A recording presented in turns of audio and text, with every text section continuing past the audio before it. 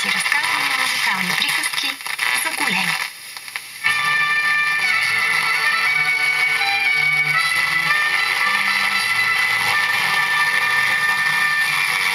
Предаването за музикално-сценично изкуство и културен туризъм Каста Дива продължаваме нашата разходка из летните музикални фестивали по света.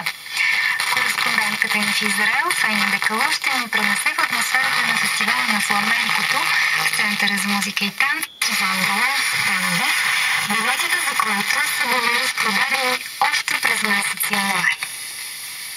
Почти една трета от евреите в Израел са потомци на изгонените от инквизицията, не желаящи да сменят вярата си хора. Почти във всяка тяхна фамилия имат ключ от вратата на къщата, където са живели на Иберийския полуостров. Освен това се помнят рецепти за храна и песни и танци от Испания.